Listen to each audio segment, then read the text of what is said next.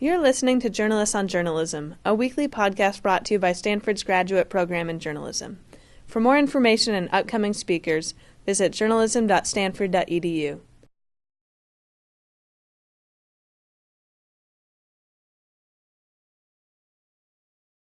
This was an incredibly tough story to do for me. It was in a language unfamiliar to me. I didn't speak Arabic. I didn't speak even French. And I tried to do the story all by myself. I tried to pre-produce the story before I got there. While I was there, it took me time to even meet with the NGO I was working with on the ground, going out, doing these interviews, figuring out what am I even trying to tell. You know, am I even getting a story? Then I came back and I was editing on my own. I basically did the whole thing on my own. And, you know, the piece was good, but it suffered. You know, the work suffered. It wasn't as good as I wanted it to be.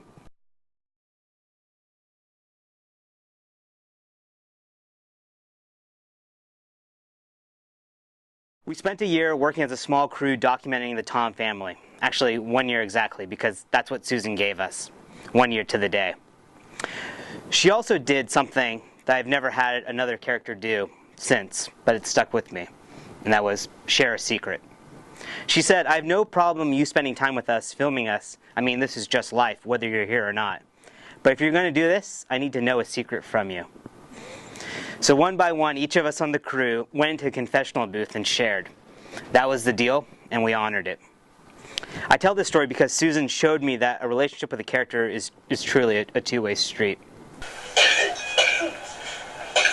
He needs to take care of himself. All it would take is one good flu bug or something to put him over the edge to where we really couldn't bring him back. I've just been trying to get better so I could get the heck out of here. This isn't the Hilton. Okay, let's fast forward to the summer of 2006, and I received a call from the New York Times. They were looking to build an in-house video unit. So why was New York Times interested in video? Well, video was making money. I actually believe it still is making money. You remember that little company, YouTube? Well, in 2006, when I started working at the Times, they had 65,000 videos being uploaded a day and over 100 million views. And it was pretty much, I mean, this was, I think we were all, you know, considered people of the year that year because we've started using services like YouTube. However, the video revolution didn't quite make it inside the walls of the New York Times. And those early years were quite funny. It was always interesting to see what people wanted to call me. You know, I heard lots of different names. Oh, that's my original. This was my original desk, and this is another. They literally didn't know where to put us, so they put us inside the boiler room.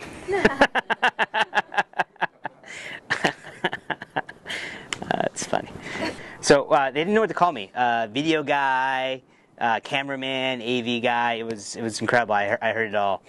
But I was a journalist. I was a video journalist. I even had a business card look at my business card said video journalist. But it was really hard for people to put those two words together. And I described myself as a VJ, but as a little V, big J, so that people understood that I was a journalist. Like, you know, like I have the video skills. I know how to do this. But the reason I'm here is because I know how to report. I know how to, you know, deal with sources. I know how to get the story right. But in those early days, it was a ground war, having to convince and win over print reporters one at a time, to prove that wasn't a hindrance but an asset, that they wanted me there with them, that I was a storyteller just like them, but my medium just happened to be video. So this is my my one-man band. This idea of I need to report, shoot, edit, produce, take videos, take photos, do a podcast.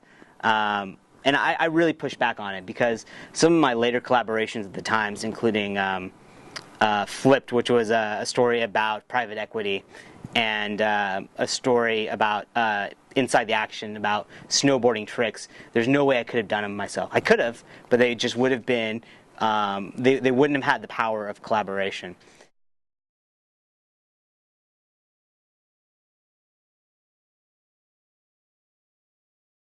I was with a friend the other day, and we could count maybe 100 video journalism staff jobs around the country, and a lot of those were actually dual purpose. Like the idea of a staff job is just not. It's just not where the market is right now. It might be later, but right now it's just not where it is.